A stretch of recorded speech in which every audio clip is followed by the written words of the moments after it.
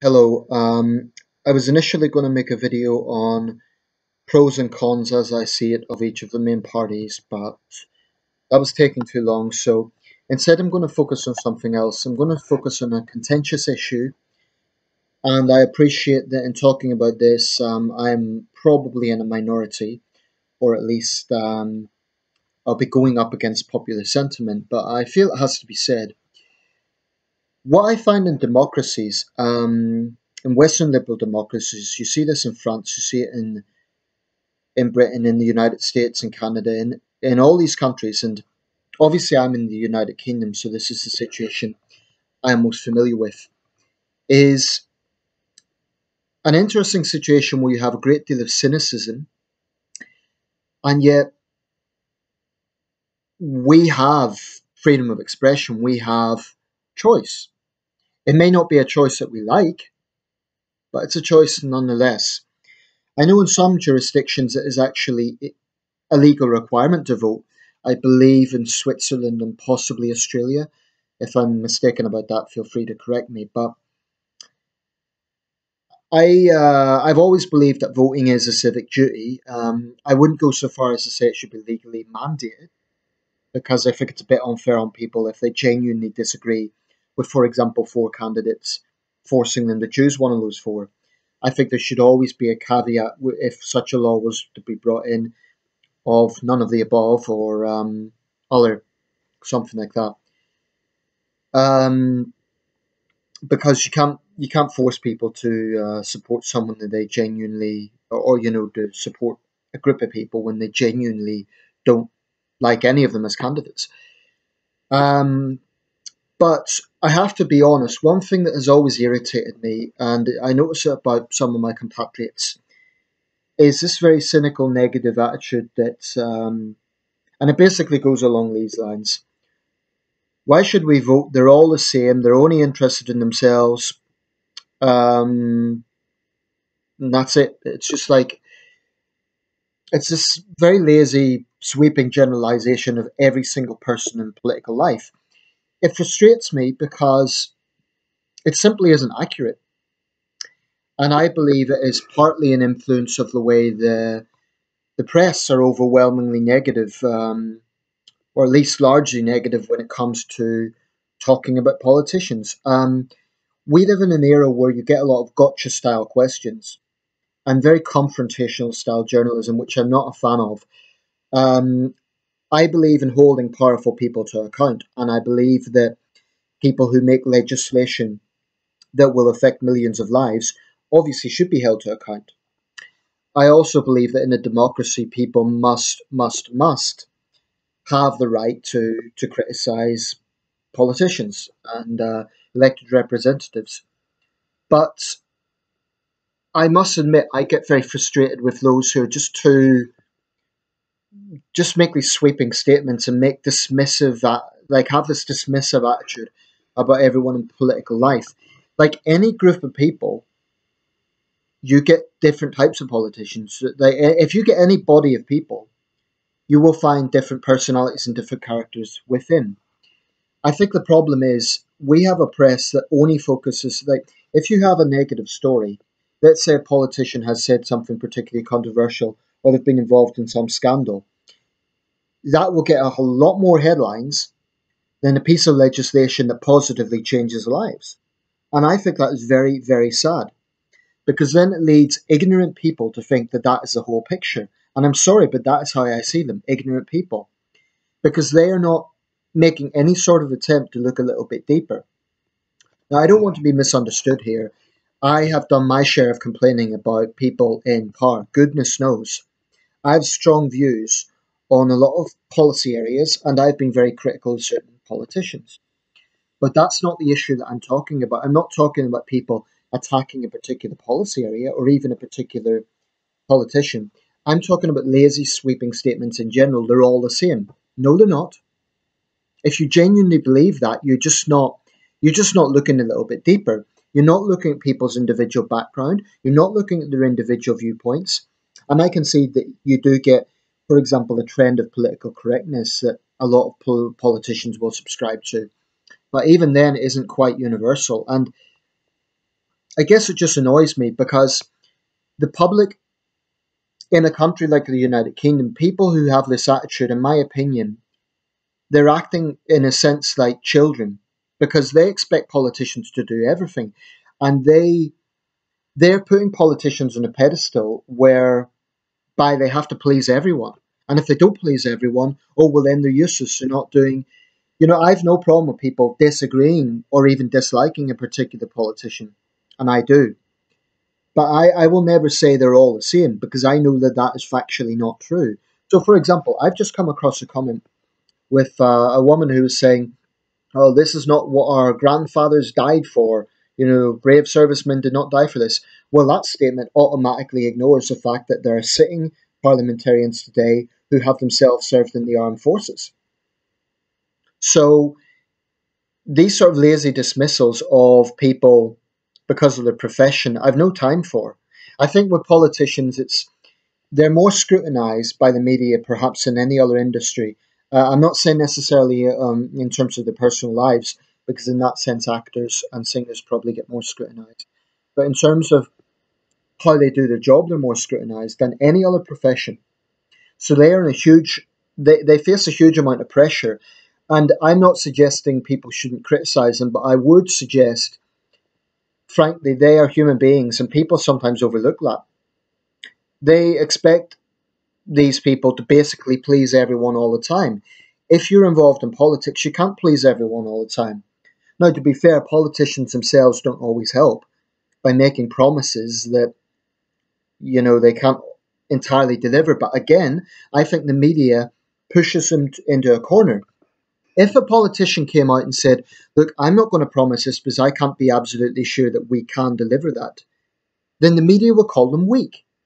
So I think the media has a huge amount of culpability in this, in terms of how politicians are viewed. Now, it works both ways. You do get situations where, especially career politicians, let's say professional politicians, people who've been involved in it for years, will beat around the bush when it comes to a simple question.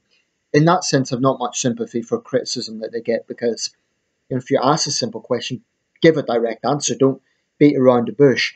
And both Jeremy Corbyn and Theresa May do this. Um, whether it be Corbyn with his views on terrorism or Theresa May about cuts, etc., or about her nasty party image. What I'm trying to drive at here is that ultimately it comes down to collective responsibility. Politicians have responsibility. They have a lot of power.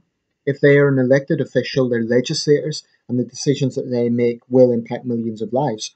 So it is right that we scrutinise them, and it is right that we have a free press that can hold them to account and ask them tough questions. And I will always defend that because in other parts of the world, legislators can make decisions and the public have no say.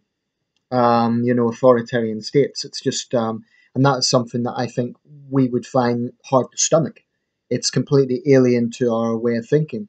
But to be quite honest, one perhaps negative side effect of democracy, and I'm saying this as a staunch Democrat, is that it does make people a bit, I won't say lazy, that's the wrong term, but perhaps a little bit complacent, a little bit like they feel, well, the politicians do it all, why should we bother? And I'm basing that on the sort of lazy sweeping statements because those statements, like saying they're all the same, is a lazy statement. I'm sorry, but it is. That's like saying all police officers are pigs, or think of any other generalization that you will for any profession. All journalists are liars. All politicians are just in it for themselves. This sort of cynicism really frustrates me. I just don't like it, and I understand that when people are angry, they want to vent their frustrations, but if a particular policy is making you angry, then talk about that policy, focus on the policy. Don't make a sweeping statement that frankly just doesn't hold up to be true. The fact of the matter is most people involved in politics are in it because they see problems in society and they genuinely want to do something to change it. Now, politics is a murky world, and along the lines they might find they have to make compromises and there is moral corruption going on there. But ultimately, I don't agree that people get into politics purely for selfish reasons. Why do I not agree with that? Well, number one, if you look at the pay of MPs, it's very comfortable, but it's far, far, far lower than most media executives or sports people. And media executives don't get the same level of personal scrutiny as the average MP does. They hold themselves up to account every 4 or 5 years in a way that no other profession does. They have to stand there, listen to how many votes they get, listen to heckling, listen to criticism. Canvassing is a tough job. I've done it myself. So I suppose part of me has some sympathy with people who throw themselves into the political arena. Yes, there is corruption. Yes, there is sleaze. But you know what? There is also, frankly, noble endeavours there as well. And people are always so quick to point out all the negative instead of focusing on legislation that does actually change lives. I saw a clip of the funeral, and this is going outside the UK now, but of the funeral of the late Gough Whitlam. He was a well respected Prime Minister of Australia, and the actress Kate Blanchett made an emotional testimony to him, and she pointed out that had it not been for Gough Whitlam pushing for free education, she wouldn't have had the life opportunities that she had. The fact of the matter is, millions of lives have been positively changed by political decisions. And in our system, politicians do come from the people. You know, since the Great Reform Act of 1832, we have been gradually improving our democracy. It's not perfect, and I don't know if democracy ever will be perfect. But I really do wish that people would look at context, look at how we compare to other countries, and really, really, really think about this before making these lazy, sweeping statements. It does, to be quite honest, it irritates me. And another thing about this is, how are we going to inspire young people to get involved in politics if all we ever do is criticise and vilify those who are doing this very difficult job as it stands? So, summed up, I don't want anyone to go away from this video thinking, oh, Nathan's just kind of saying, don't criticise politicians. Not for a second.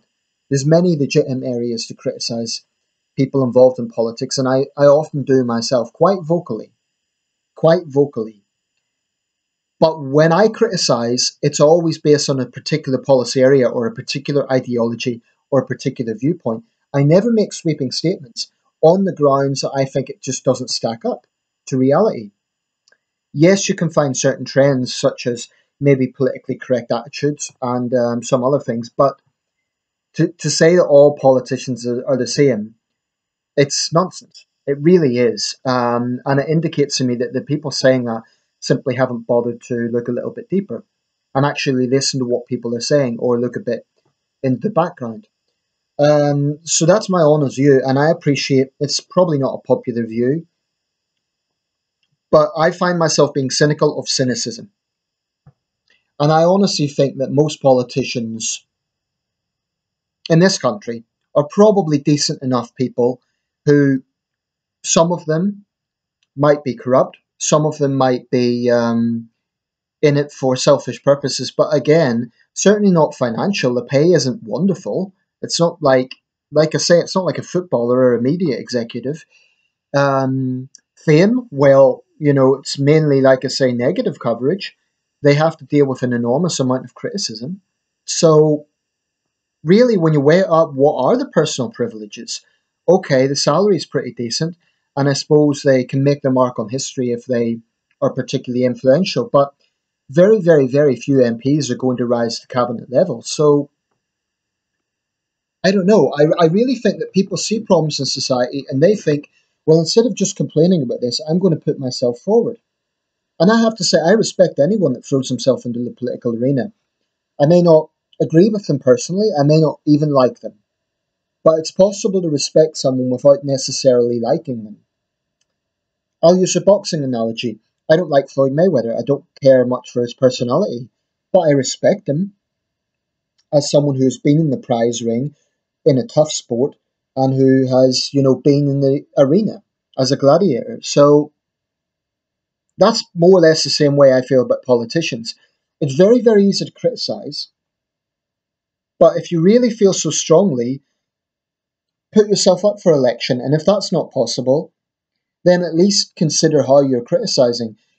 Focus on a policy area or maybe an ideology. But sweeping statements are nonsense. Really, I would implore people to just think a little bit more when they come out with that. Thank you for watching. Let me know your thoughts.